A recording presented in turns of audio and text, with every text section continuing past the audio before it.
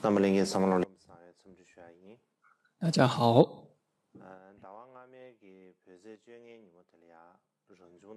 上个月的藏历15日是藏中大师的纪念日。当时呢，本来想要讲说一些好王让炯多杰的传记，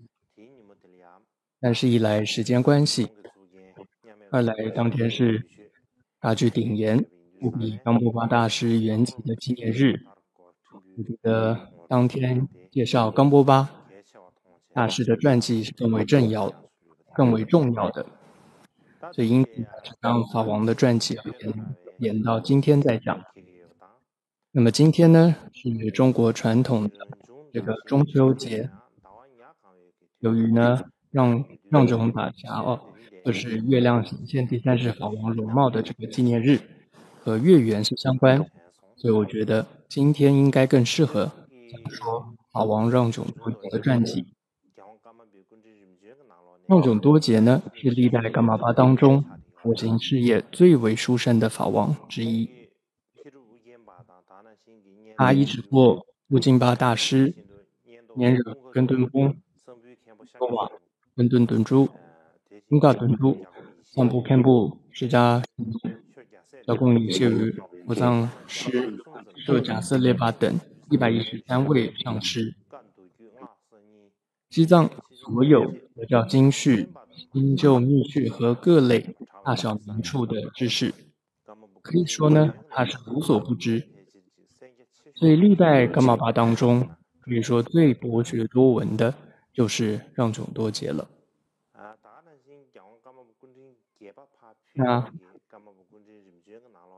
那除了第8世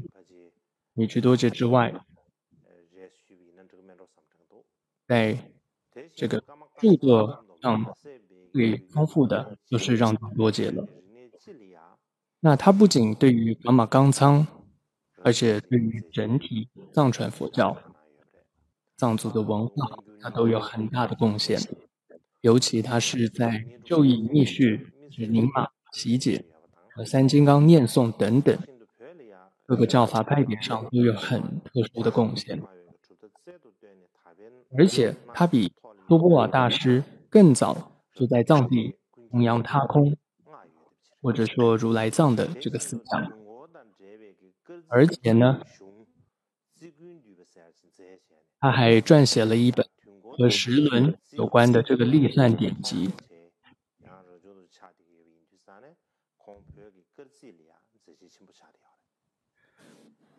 所以他是第一位写下和时轮相关历算典籍的作者，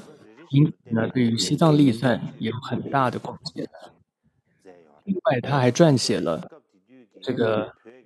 记载830种不同药物这个疗效的药典《药名大海》。当时呢，这是西藏简述本草当中最为详尽的一部，所以后世许多这个藏医学者的植物本草也都以此为依据，所以对于藏族的医学也起到了极大的贡献。同时呢，也对于这个本身呢，宝脉论也做了补充，也撰写了叫《百部本身》。那这应该是西藏的诗词的第一部重要的著作，所以因此对于西藏文学方面有很大的贡献。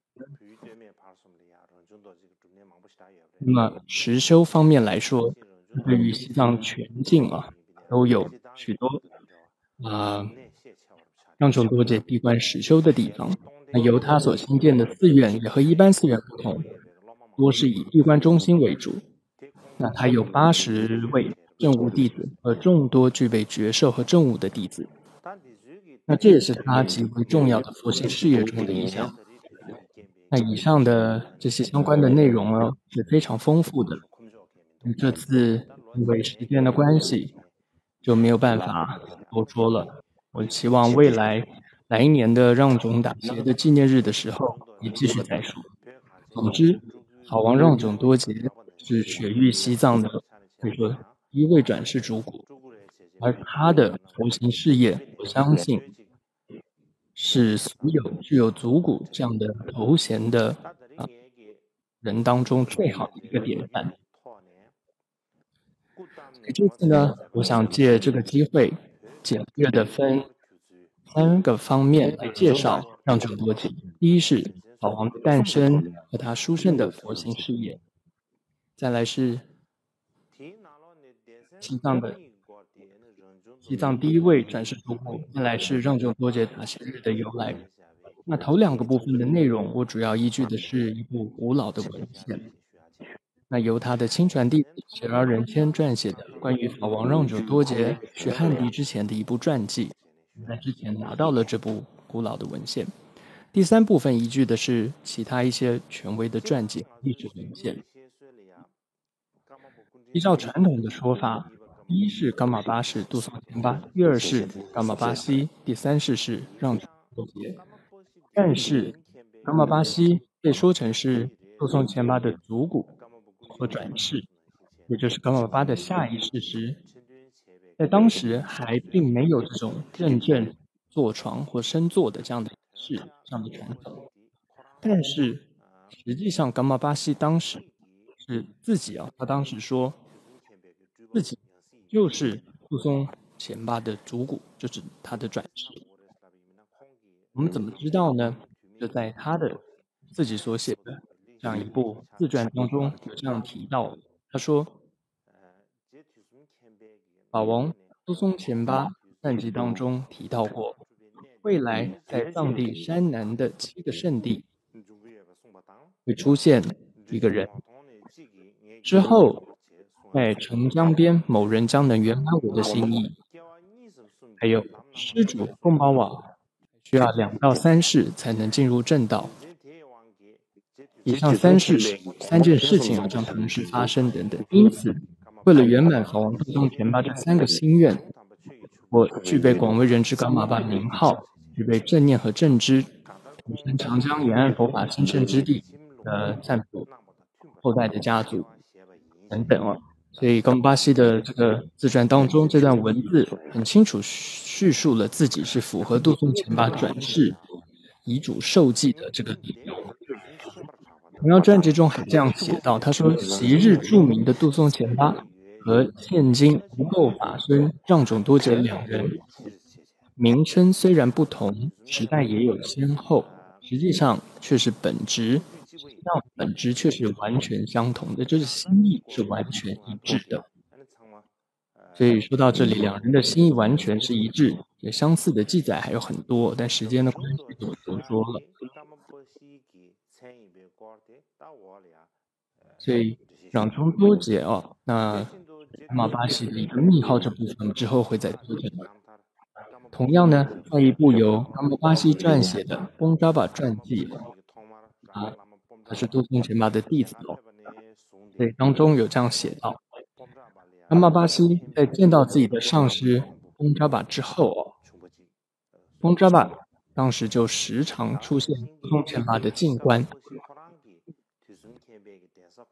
还有噶玛巴西而且大力的修建了这个恢复跟修建这个杜松前巴上中下等这个3大寺和各处的寺院，兴盛教法。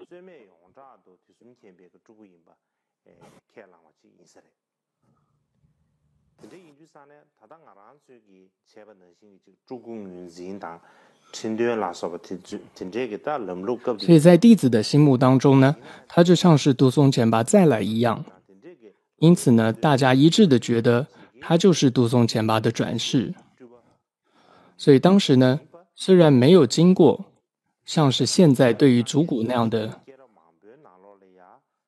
当时那样的认证坐床的现在那样的坐床认证的仪式，但我觉得这完全不会改变他就是杜松前巴转世的事实。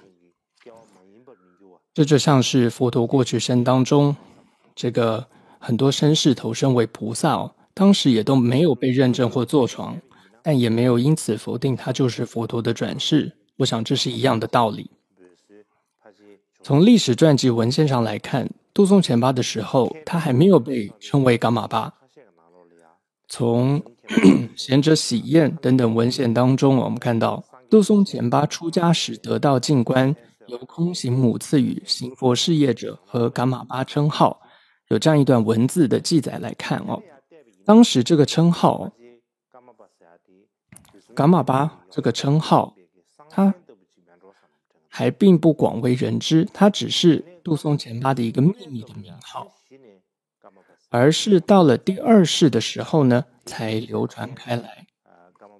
那理由是什么呢？主要是因为噶玛巴西那时候他自己说自己叫做噶玛巴，从那个时候才开始广为人知的。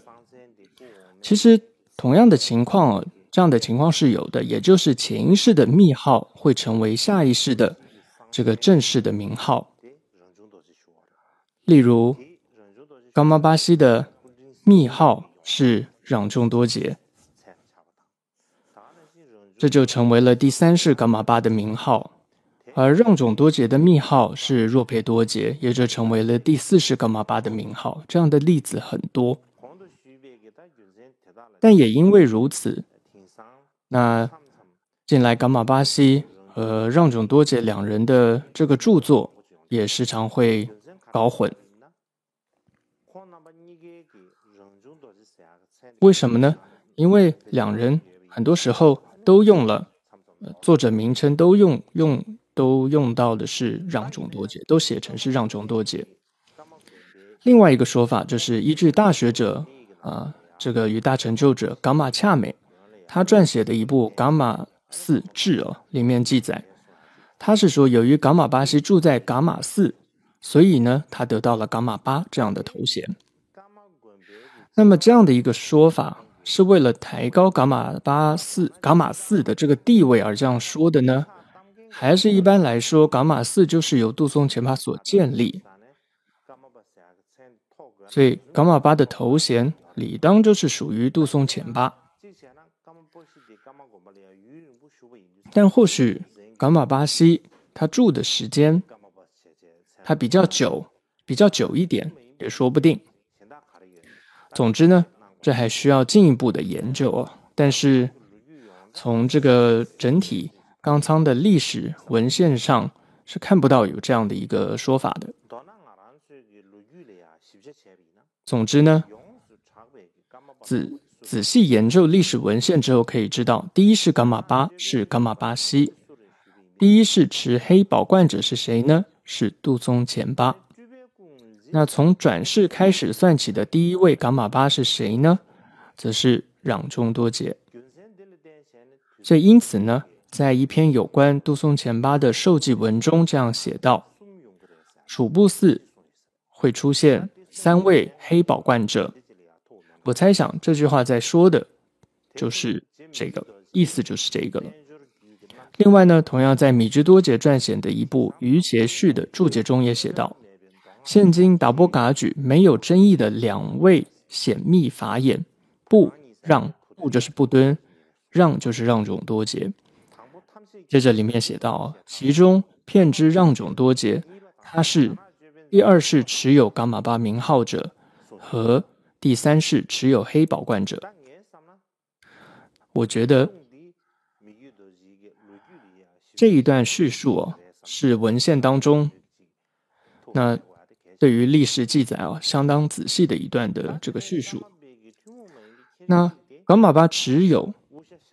这个黑宝冠，这是一个特点，噶玛巴的一个特点。那我认为呢，这是从杜松前巴开始有顶戴黑宝冠的仪式，是从杜松前巴开始的。为什么这么说呢？在杜松前巴教研集中，那么有一部名为《三类融合》的著作，那这是杜松前巴的一位弟子上课的一个笔记当中有这样一段文字原想于自头顶之上有一白色月轮，观想在其之上，根本上是无别之法王杜松前巴，白发，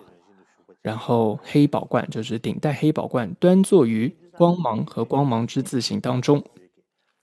所以从上面这段文字可以看出，当时的弟子们就会观想顶戴黑宝冠的杜松前巴。同样，在噶玛巴西的自传中，有一部自传当中也这样写道：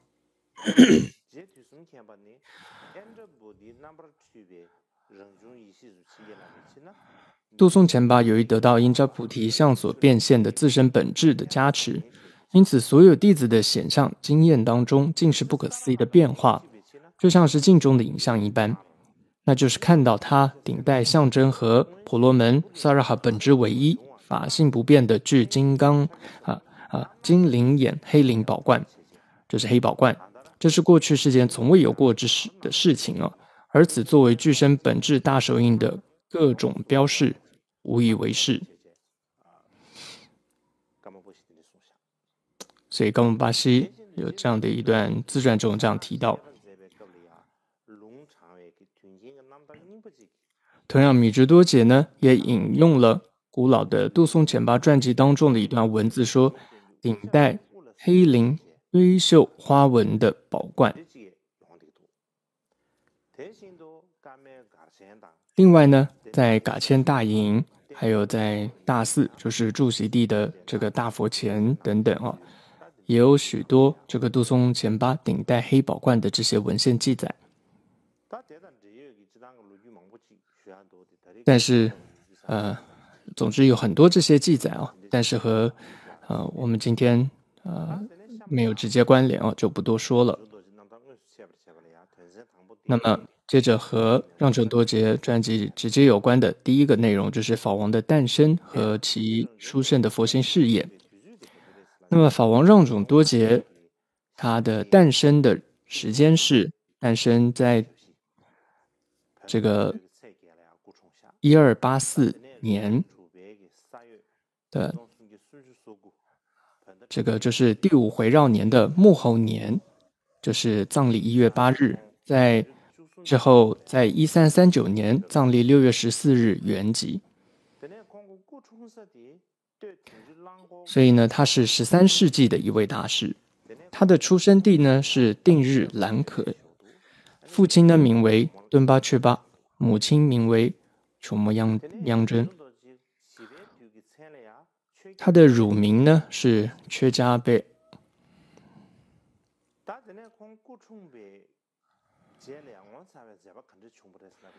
那他诞生的时候呢，有什么特殊的事情呢？是他一出生时候就身体坐直，他就用手擦拭自己的这个嘴巴，然后呢双目呢直视月亮，然后就说哦，这是8号的月亮，就说出了，就会说话。当时母亲的其中一个姐妹就住在家里，所以她听到之后就很惊讶地说，哦，一出生的孩子就会说话，这真是一个不好的兆头，还是别留下这个孩子比较好。这个父母一听到就说，这怎么行？这可是这怎么行啊？这可是割我们的肉啊！所以这个姐妹就说，如果是这样呢，那不行，那你们就搬到别处去吧，你们就不能待在这里了，就把他们赶到了这个牛棚里面去了。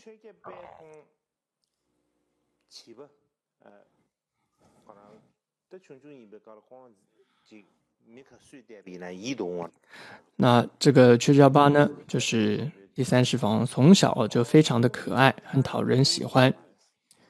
那大家都说这孩子大概不是你们生的吧，亲生的吧，大概是他们父母没有长得那么好看吧，所以大家都觉得这孩子大概不是他们亲生的。总之呢，非常讨人喜欢这个小孩，然后大家总是喜欢把他抱在怀里给他吃的喝的等等。突然他3岁的时候，有一天呢，他就跟他父母说，你们帮我制作一顶这个帽子，用这个黑毛毡做的，然后他就为他做了一个黑毛毡的帽子，然后他就总之到哪都戴着那个帽子，所以不管到哪儿呢，他都戴着。然后他会用石头堆成一个小法座，然后坐在那儿，然后他就把当地的小孩会叫来，为他们开示这个指引三声。因为噶玛巴西就总是会讲说这个指引三声嘛，所以这都证明了这是他过去，他没有忘记他过去的这种习气。据说呢，他第一个说出的偈文就是“如是一切变幻象，我物虽显地时空，亦如幻树杨艳红，未物汝同，实可悯。”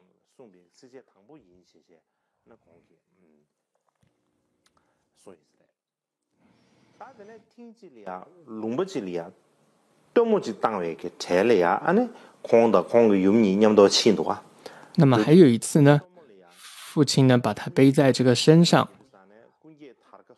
有一次呢，他和母亲呢去参加一个庆典，那么就得到了这个3条这个丝绸的这个礼物吧，但之后呢却被人抢走了。这个母亲呢就很伤心的在哭。这个却家爸就说你不用为了这个3条丝绸在那哭，我在楚布寺呢有3大木箱的这个丝绸，你需要的话呢我都可以给你。那据说呢这就是他第一次说出这样子有神通的这样子的话。那另外有一次是他的父亲呢就把他呢背在这个背上，然后呢就看到前面呢有一群羊，有一个羊群在前面。那这时候他的父亲就心想要是这个羊群是自己的该有多好。这时候却家爸就问他父亲说，你是不是看上了那群羊群啊？父亲就说是啊。那他就说，如果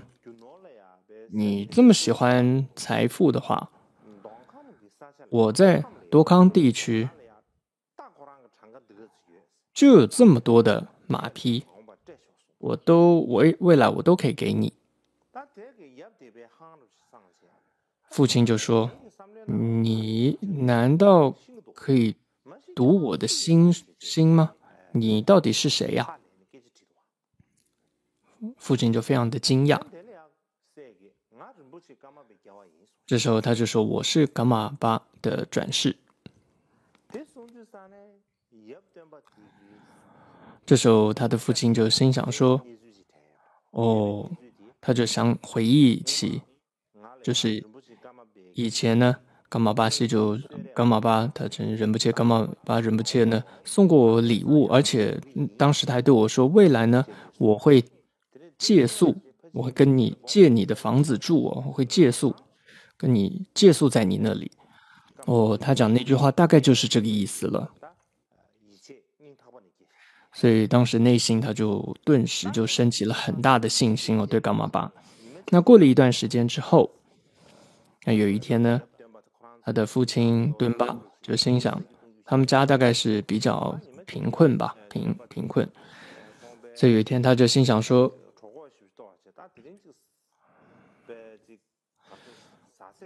他就很饿吧，他就想说，如果我今天能够到哪里去拿到一些吃的喝的，拿到一些食物该有多好。这时候却家爸就跟他说，你今天这么想要得到食物啊？他就说是的。他就说，那你就去跟别人说我是你的孩子是这个仁波切的转世，这样就可以了。他就说好，我可以，我去跟别人说。接着却家爸又说，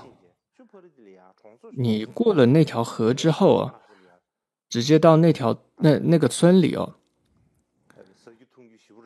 那我们就可以取得这个食物了。所以呢，父亲就带着他就过了河，到了村里之后，就刚好呢就遇到了他们的一个庆典，一个宴会，一个庆典。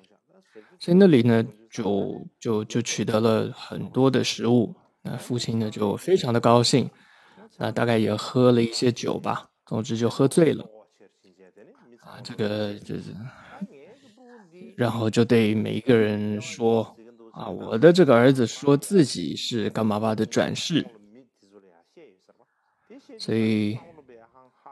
总之呢就把很多事情就跟每个人都讲了，所以后来每个人都来顶礼这个噶玛巴，然后请求加持。那当时呢有一个很著名的善知识叫做 Kejun Sekamba， 那他呢知道之后就马上前来这个拜见这个噶玛巴，然后他在请示之后也写了一种记录式形式的一个传记总之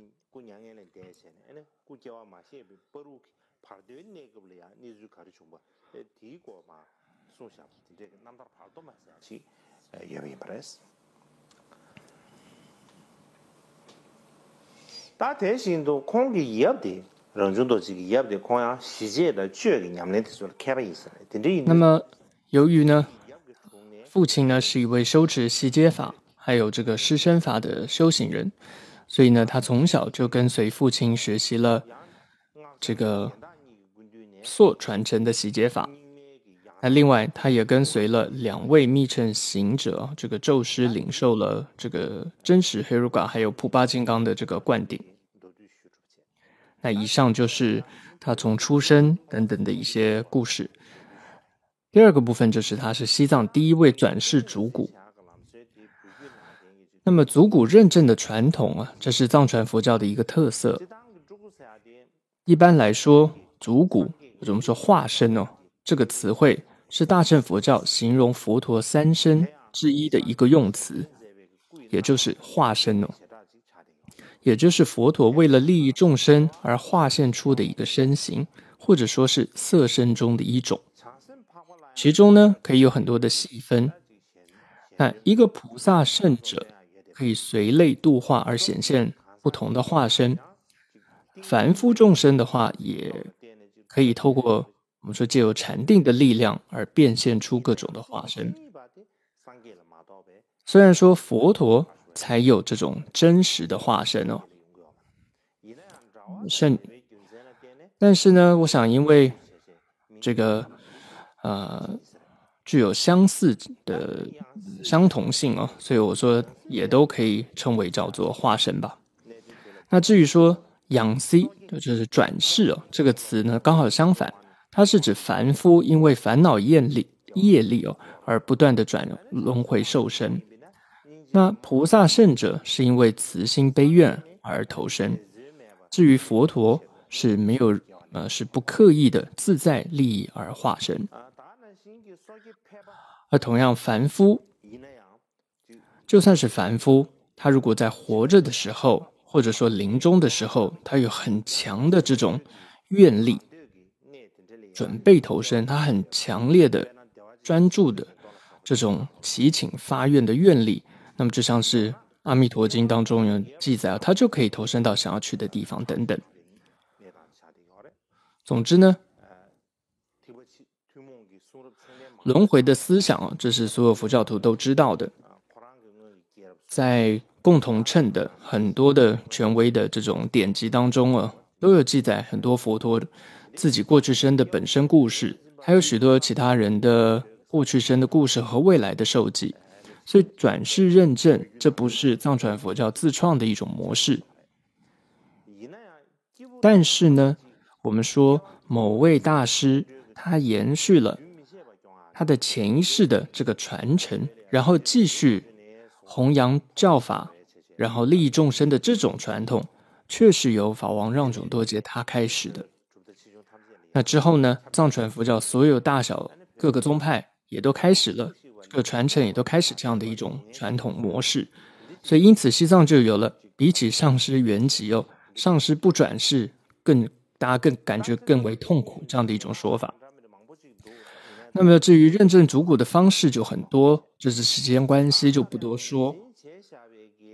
那至于被认证的主古呢，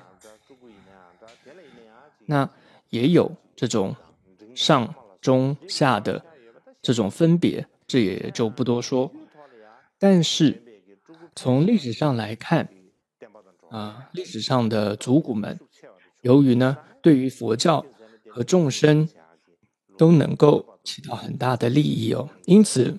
这也是为什么祖古认证这样的传统能够延续至今。那认证法王让种多杰的人是谁呢？法王让种多杰为噶玛巴西转世的人是谁呢？就是乌金巴大师仁谦巴。他是珠巴嘎觉大师大成就者郭桑巴的亲传弟子，他本身就是一位大成就者哦。他同时去过印度还有汉地，所以可以说是当时在藏地这个见识最广的这么一位大师。而同时呢，他是一位这个大成就者，所以他也非常的自在，从来是不造作的，所以他总是依照这个自心而行事哦，根本不在乎别人的想法，甚至他也不把这个元帝元朝的皇帝忽必烈放在眼里。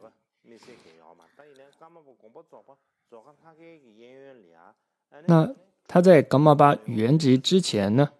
这个大成就者乌金巴当时呢，他就知道噶玛巴西很出名哦，当时他就想去见这个噶玛巴西，他就带着70多位弟子呢来谒见噶玛巴。他就在抵达北边乌日的时候，他就跟弟子说，听说噶玛巴很有神通，我想看看他有没有这个神通，所以我们就今晚就去。所以呢，他就彻夜就赶过去。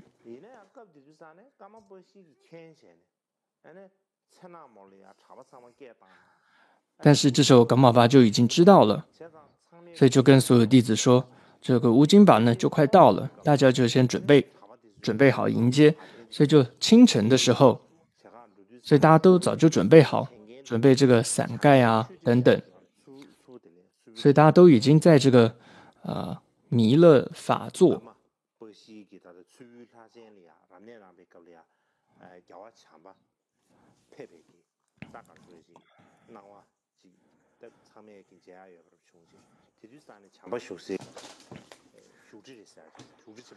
总之呢，有一个弥勒的一个法座。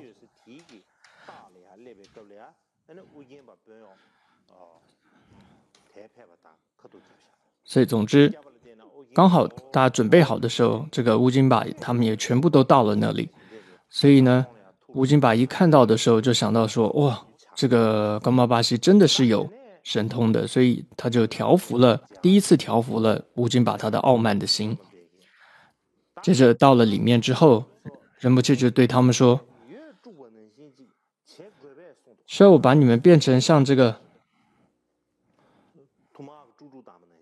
需要我们把你们像这个搅成像这个草青稞一样搅动你们吗？他就呢吸了一口气请便，但那个乌金巴就说请便吧。总之呢，这个噶玛巴西就吸了一口气，这就直视他们。这时呢，乌金巴就不由自主的就跳起舞来了。这时候人不是这个噶玛巴西就说，哦，这样就可以了，你们坐下吧。那这时候呢，乌金巴的傲慢呢又被降服了一点。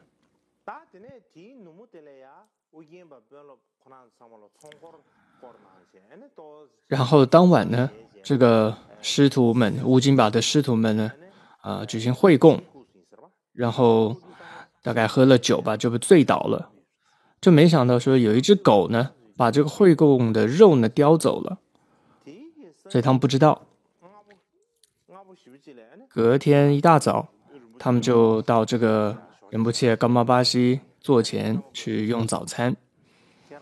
那时候噶玛巴西就问他们说，你们有发觉昨天会供的肉被狗叼走了吗？这时候他们乌金巴又说，这个噶玛巴西真的是有神通。这时候傲慢心又被降服了一些。这时候噶玛巴西又说，现在西藏大概没有比你更证悟更高的大成就者吧？乌金巴一听就说，我倒也没那么傲慢吧，我也没那么大功德。噶玛巴西一听就说，如果是这样的话，以前你在阿修罗石窟中曾经唱过一个自以为了不起的一个道歌，你现在再唱一次吧。他一听了之后，他就有一点害怕，这时候傲慢心又被折服了。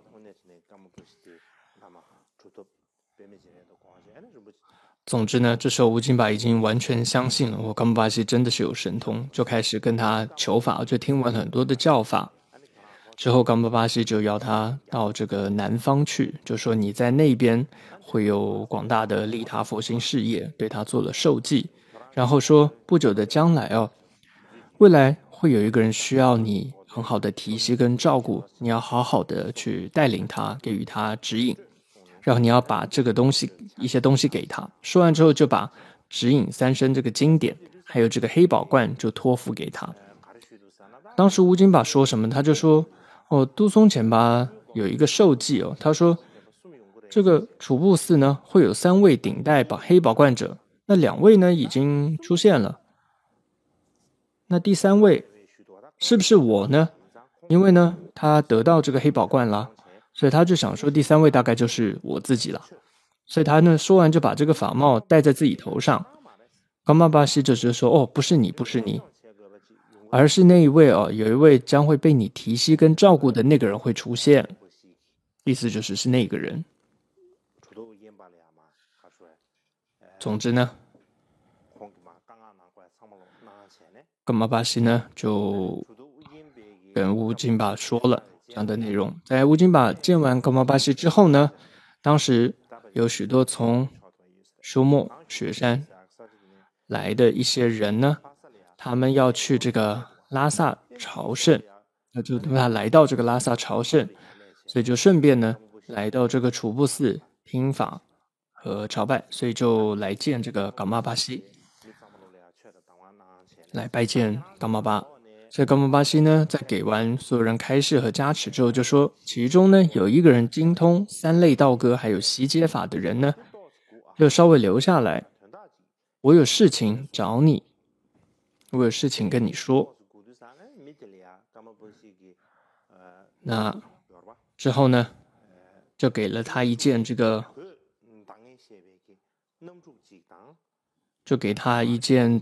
应该是毛衣吧，毛毯吧，然后和一些酥油，然后并且说呢，我未来呢会需要跟你借宿。这部分之后会说到。总之呢，之后，所以之后会说，之前，也就是之前有提到过噶玛就是让仲多杰的父亲，不是之前说过他想到噶玛巴西有跟他说过嘛，就是会跟他借宿嘛。总之呢，让仲多杰5岁的时候呢，由于过去生对于佛法的这种誓言愿力他就见到了乌金巴大师就到了乌金巴大师那里。总之呢，要见到噶玛巴的这个前一晚的乌金巴就梦到了噶玛巴，然后噶玛巴在梦中就说了很多的传记跟佛法，而且很清楚的说，我将要来咯，你要切记，然后就很清楚的这样跟他说。那隔天呢，这个乌金巴就跟所有周围的人就说，今天呢会有一位这个仁波切的化身要莅临，你们准备好这个伞盖还有这个乐器来迎接。但是呢，乌金巴的心中还是觉得应该要这个好好的检验一番才是，要观察一下。所以呢，就在他的座位上面再安置了一个更高的一个坐垫。他就想，如果是自己的上师，就能够坐在高位；如果不是，就坐不上那个位子。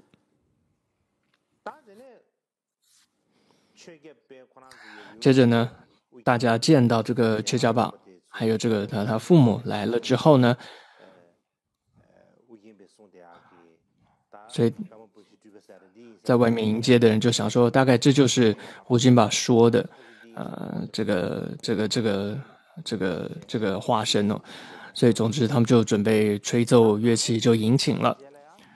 那接着呢，迎请进来之后，就看到这个小孩呢，5、6岁的小孩呢，他也不向这个大成就者顶礼，他毫不犹豫的呢就往上走，然后就爬到了那个高的垫子上就坐下来。看到这一步呢，大成就说：“你这个没有规矩的孩子，你在干什么？”那这个小孩就说：“我的前世是你的上师。”他就这样说，说完他就下了座位，然后这时候他才向大成就者顶礼。他就说：“虽然过去生是讲我是你的上师，但今生请您作为我的上师。”但之后这个大成就者乌金巴呢，就对于这个孩童呢，是否为噶玛巴西的转世，他还是做了许多测验，还有提问的呢。例如呢，他就说：“你说一下自己的故事。”那他就说了简略的这个帕多中音的一些事情，或者然后他又问他说：“你说一下，我是怎么见到噶玛巴的过去？”他就说了一个祭文，他的意思就是说，你当时来见我的时候，你说了这个印度的很多事情，而且你还跟我说了正觉大塔金刚做的一些事情，而且我们也谈了很多佛法的事情。总之呢，这个让秋多姐当时他是说了一个祭文。那隔天呢，他继续观察，乌金巴又问他说：“如果你是我的上师，你就应该知道怎么样念经，那你来念一段给我看看。”就给了他一张页去念。那这个小孩呢，他就一会儿念得非常流畅，一会儿又需要拼读。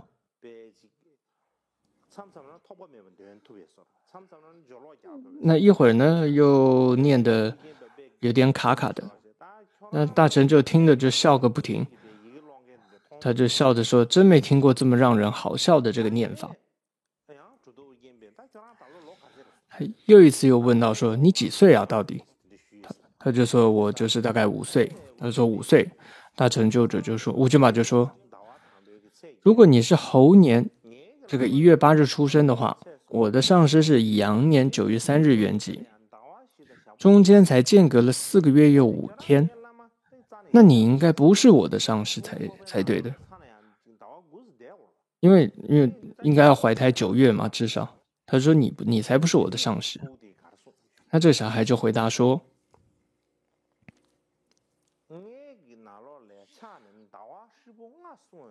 胎中身体形成5个月后，我的心事进入。为什么我那时候才进入呢？因为呢，我是噶玛巴西的时候，我当时就把僧众招来。我就对僧众说，我的所有前世之前的心事前世已经到了休莫雪山，所以我也待不了多久就要到那里去了，所以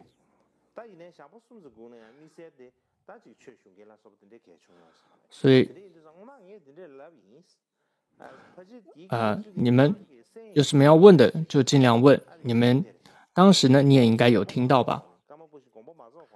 所以意思就是噶玛巴西呢，他在这个还没有圆寂之前，他就已经把他的心事就已经先离开了，有这样的说法。那总之乌金巴还有一次他又问说，除此之外你还知道什么？你还记得什么？他就说，我涅槃之后呢，到了天界之后呢，回到世间，有一次到了堆隆一座名为帕仓的寺院，当时就看到一对老夫妻，那对着一个5、6岁的孩童的一个遗体在哭。那当时呢，我就进到了那个孩童的身体遗体，这个孩童身体遗体就活起来了，我就心想说，借由这个身体可以利一些众生吧。总之活了起来之后，这个孩子就眨了眨眼睛。这时候那对老夫妻就看到就说，活人被死人眼睛看到将会带来恶兆，所以就用针去戳我的眼睛，还在眼睛上撒灰。我后来就想说，没有了眼睛也帮助不了众生，所以就离开了。所以当时我就没有投生，我记得是这样的。后来乌金把的为了求证就派人马上去调查，就真的到堆龙这个地方去求证，是不是真的有这样的人这样的事情。总之呢，这个调查的人回来之后呢，这还真的有这样的事情。而且之后呢，法王他回到了楚布寺，楚布寺在堆龙这个地方嘛，而且还真的有这对父母，还供养了一头牛，还有这个10袋糌粑给这个让琼多杰做这个忏悔。其他还问了很多的这个问题乌金巴又问说，此外你还记得什么？他就说，我还记得呢，我在这个胎中的时候，我有一次听到父亲说，如果和我的梦境一样的话，应该会生的是男孩。然后还听到母亲说，女生都说如果是男生的话，这个胎儿是不会动，女生的话会动。我这个胎儿呢，一刻也停不下来的在那动，所以一定是个女生。所以我是听到爸妈在这样讲话。这乌金巴就说，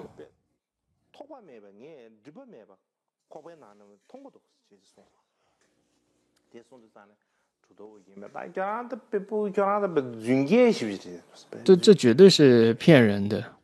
这小孩子太会骗人了，这不会是真的。他就马上把父母亲请来，就说我要亲自见见你的父母。说完就派人请父母亲来，就问他们说，怀胎的时候你们是不是有讨论过这个孩子到底是男生还是女生？他们回答说有。就问说，那你们当时是怎么说的？把这话还原一下。他们就说了之后，结果就说的就跟这个孩子说的是一模一样的。乌金巴听完之后就说，过去呢，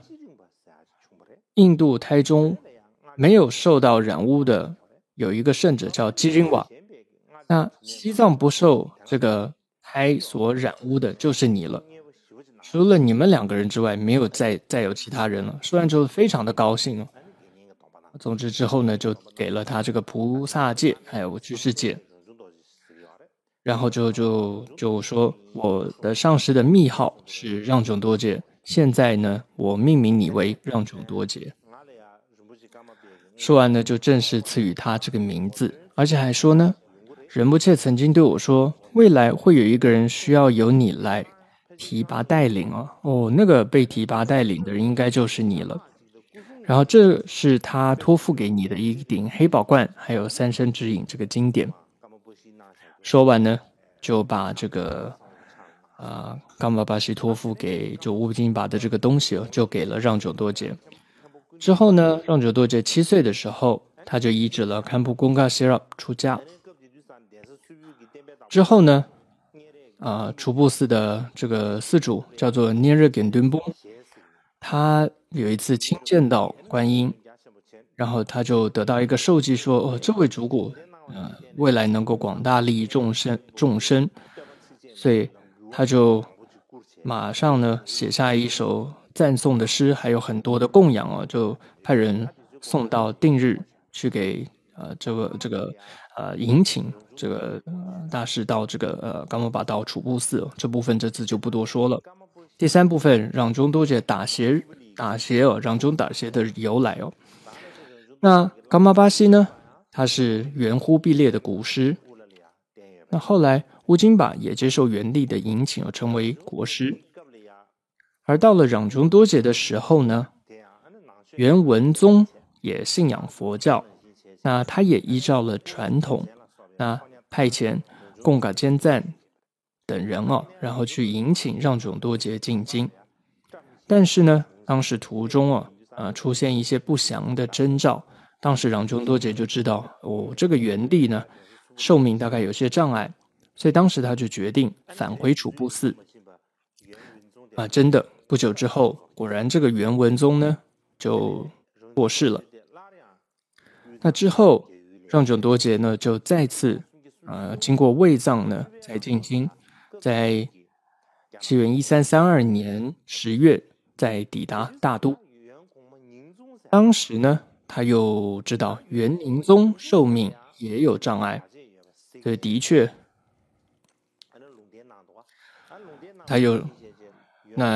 呢在他受记的跟他受记的一样那么在跟他预知的一样，在登基43天之后就逝世了。而当时呢宁宗的哥哥就是妥欢铁木儿是远在广西。那当时让炯多杰就受记说，6个月后我会和这个刚登基的皇帝一起返回。那果然呢，在这个1333年元月15日，让炯多杰就参加了这个新皇帝也就是元顺帝妥欢帖木儿的登基大典。从忽必烈逝世到元顺帝登基，其实短短45年，但元朝经历了10位的皇帝，因此呢，他们皇帝的都很短命所以他们就请求后来皇帝就请求让炯多杰赐予长寿的方法。让炯多杰就说，这个如果你们能够取得这个桑耶青浦莲师长寿甘露水，就可以延年益寿。总之之后西元1335年，他回到了卫藏地区，同时呢从青浦取出了伏藏的莲师长寿甘露水，这地方现在还有。接着1336年他又回到了元朝首都大都，就给予皇帝甘露水，而且赐予了长寿灌顶。那这时候元朝的皇帝就成为了历代元帝当中在位最长的皇帝，36年。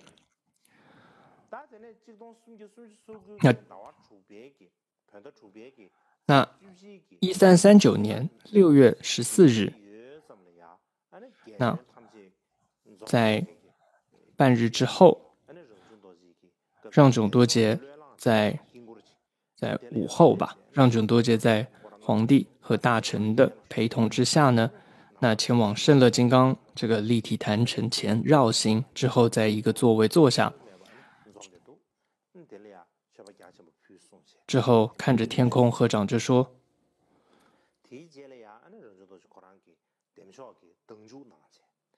然后总之准备了很多丰盛的贡品然后他就举行了胜乐金刚自入的一个仪式，然后他口诵胜乐金刚的心咒，然后他口诵手摇着这个手鼓，然后他就对着前面的人说，我这位瑜伽士即将前往他方净土，你们要精进的修持佛法。然后他就手摇的这个手鼓就越摇越慢，越摇越慢，然后最后就入灭，就圆寂了。那么在隔天的夜晚，月亮出现在天空的时候，大家呢都在月亮当中见到了让炯多杰的容貌，这就是让炯达就是月亮下就是容貌这样的由来。那么在弘史当中也记载每月15日的傍晚，宫中官员们都会轮流来祭奠那么当时呢，这个当时是妥欢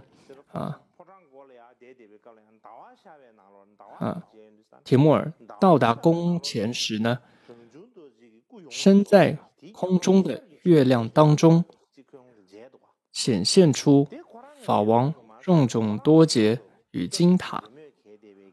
那么他们之中18个布衣行者看见并顶礼。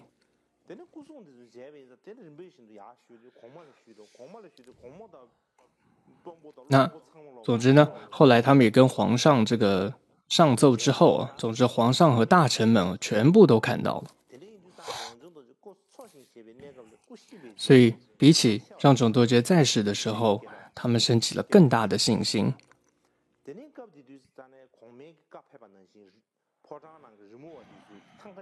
后来呢，皇上也这个下旨命这个画师绘制了2幅唐卡，就是记载这个打瓦夏让中打邪的这样的一个事情。一幅皇上自己留着，对待就如同对待法王一般的恭敬；另外一幅就送到了楚布寺。后来呢，就成为了噶玛噶孜画派建立时候主要的参考的画作之一。当时呢，不只是这个宫中的人见到这个月亮上出现让种多杰的像，而且在一部教派源流当中帕朱坚阿苏囊讲彩的一个教派源流中也提到在当时让种多杰的相貌出现在月亮当中，所有大都的人们都有看到，所有人都在顶礼和供养。所以呢，以上呢就是今天为大家简略的讲解的这个让种多杰的故事。谢谢。